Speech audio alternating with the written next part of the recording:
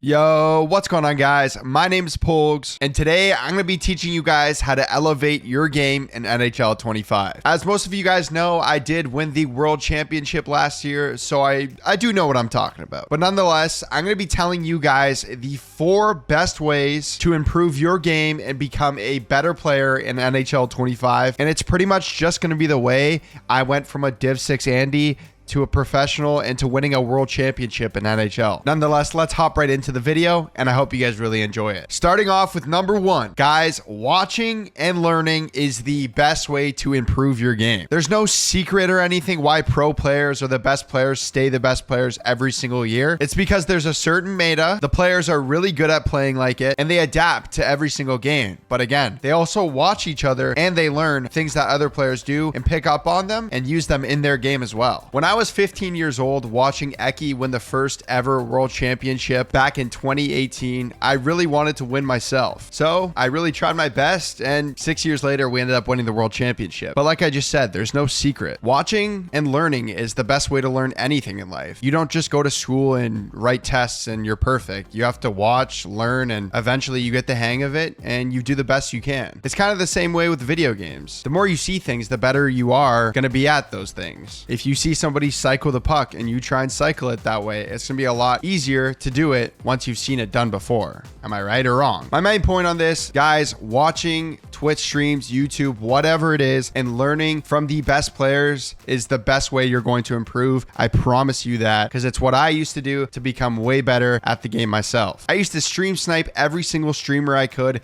and play them as many times as I could, just so I could learn. No matter how many times I lost, I always got better, and clearly I did get better. With that being said, I'm going to be giving you guys the 4 best people I think you guys should watch to elevate your game in NHL 25. Starting off with number 1, of course, it's No Sleeves Gaming. Guys, he knows everything about HUT. If you want to build the best team, if you want to get little tips and strategies to get better, to get to at least Division 2, he'll get you there, trust me. Coming in at number 2, we have our first professional player and our first ever world champion, and the guy I looked up to elevate my game and become a world champion myself, and that's Eki. Guys, follow him on all his socials. I promise you, learning the things he does and the way he plays and the meta, he's so great at protecting the puck. He's so unbelievably skilled, and he's always so patient, and his mental is a big reason why he's so good at NHL. And I'll get into that more later. Coming in at number 3, we have our second professional player, and that's Benny, aka Uninstall. Guys, this guy is one of the most skilled players, if not the most skilled player in the game. I've never seen somebody be able to move the puck like him, pass the puck like him, and make dangles and deeks, and to be able to play the certain way he does, and so aggressive and so fast, kind of like myself. But guys, follow him out. His name is Uninstall. All the links for these players will be down below as well. Coming in at number 3, we have our third professional player. Guys, it's another North American, a good buddy of mine. His name is Geimer. Again, there's a lot of players you guys can learn from, but these are guys that consistently stream and upload on YouTube and make content and stuff like that. Easy for you guys to find, if you know what I mean. But Geimer is one of the best puck protective players in the game. He's so good at controlling the puck. I absolutely hate playing him. It's so frustrating. But if you guys want to learn how to cycle, he's the man to go to, because trust me, he's so unbelievably good at it. But yeah, all these players and all their links will be in the description below. All 4 of these guys can teach you guys something different. And the good thing about watching different people is you can learn different things and see what you can add to your game. Because at the end of the day, every single player plays different. You just got to fit your game to fit your style and fit the game, and hopefully you can get some wins. In our second part of this video, we have some strategies. Guys, I'm going to be showing you guys my updated strats. Let's get into it. You guys know how these go. All right, guys, here we are. This is our second look at our strategies this year. Again, guys, I haven't really changed much. I never really change. I kind of usually use the same things throughout the year, but we finally went back to crash the net. I know in the last video that I dropped, I was using behind the net for a little bit, but we went back to crash the net. So here we got 8 out of 10 on carry, 5 out of 10 on cycle, 8 out of 10 here. We got 10 out of 10. And then behind the net, we're going to be using the same stuff. And then crash the net on our third line. Again, same stuff. And then fourth line is going to be the same stuff as well. We still got behind the net there.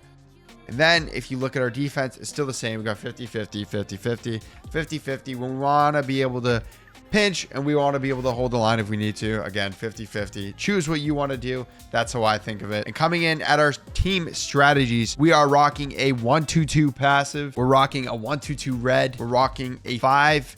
What is that? 5 out of 10, whatever it is, it's balanced. I don't know what the numbers are, but it's balanced.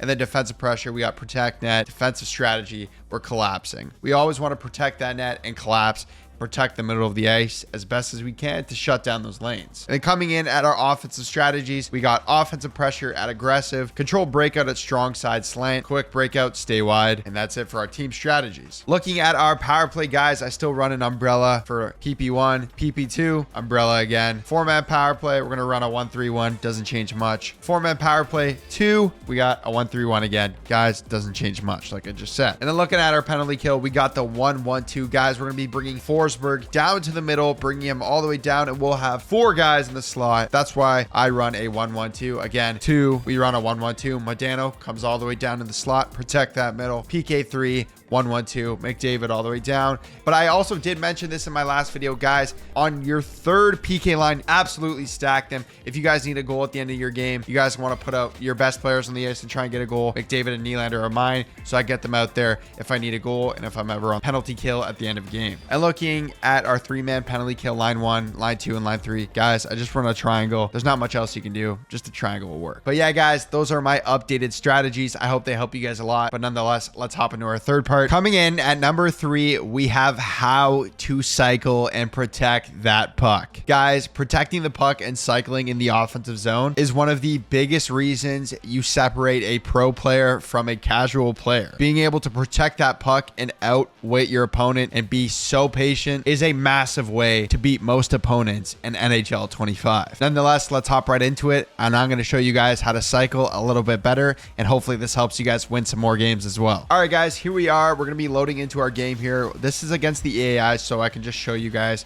a couple of things, but nonetheless, I'm going to be showing you guys how to cycle a little bit better and get a little bit more puck possession against your opponent. So here we're going to start off, guys. If you rim a puck from right to left, keep the puck moving to the left. All the guys who are on that side of the ice, look how much space you have. Again, same thing, going D to D, keep pucks moving. You're not going to go back the same way you just passed it from.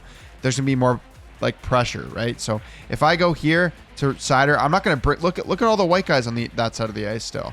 So what you're going to want to do, bring the puck this way if you don't shoot it. If you go this way, rim it, go back that way. Keep pucks away from your opponents. Move them away. So grab it, take the puck this way. There's more space on the ice. Look how much space I have to make a play for a possible D to D, and bang, we almost score already. And guys, that's the meta of this game, NHL 25. D to Ds are so broken right now. Now I'm going to be showing you guys how you can score when you are set up in a cycle. So guys, if you're in behind the net, your guys are going to be set up. One guy's going to go to the left post, one guy's going to go to the right. Usually what I like to do is walk off here and go for a quick shot, because then your guy will cycle into the corner and hopefully drag his AI there. So that's a really good shot you guys can do off a cycle. I showed this in my last video, but when you guys have a D to D, guys, people are so scared of D to Ds. D to D, walk it in this way, and you got a skill-based one-timer, guys. It's a huge way to cycle and make up some space to get a big green bean one-timer to go in the back of your opponent's net.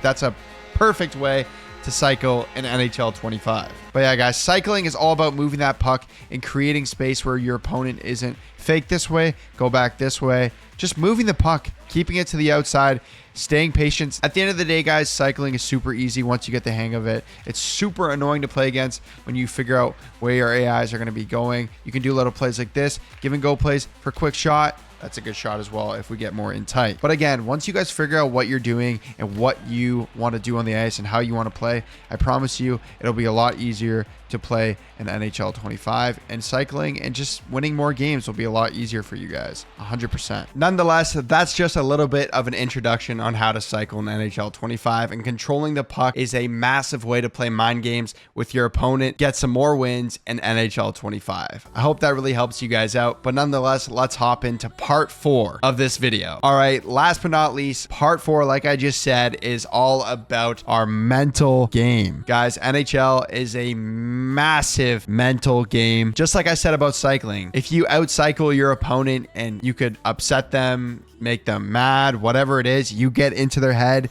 and screw with their mental. If you're playing a super annoying way, you could screw with their mental. And when you lose control and you lose your mental in NHL 25, as we all know, and you rage, it's over. It's GG's. You're chucking that controller and it's game over. You lost 100%. So yes, guys, your mental in NHL is a massive part if you guys want to start winning some games. Try and be as patient as you guys can be. If stuff doesn't go your way, it's okay. Be positive. I promise you, it goes a long way. Telling yourself you're going to win that game if you're playing an opponent that's a little bit better than you, I promise you it helps you guys a lot. Everything is all about mental. There was a point where I thought I couldn't beat a certain somebody, but I told myself it was possible, and eventually I ended up becoming a world champion. So I promise you guys, NHL is about 50% skill, but 50% mental as well. If you don't have the mental to win, you're not going to win games, but obviously you need the skill as well. But having a good mental and always being able to keep your focus. NHL is what? We got like 5 3-minute periods. We got 15 to 20 minute games. Guys, that's a short time span. Keep your focus, hold your mental together, and I promise you, you're going to get a lot more wins in NHL 25. But nonetheless, I hope this video really helped you guys out, and that's going to wrap it up for this video. If you guys did enjoy this video and if it helped you guys out, make sure you guys subscribe to the channel, like this video, man, and comment down below what else you guys want to see from me, and I'll see you guys in the next video. Peace, everybody.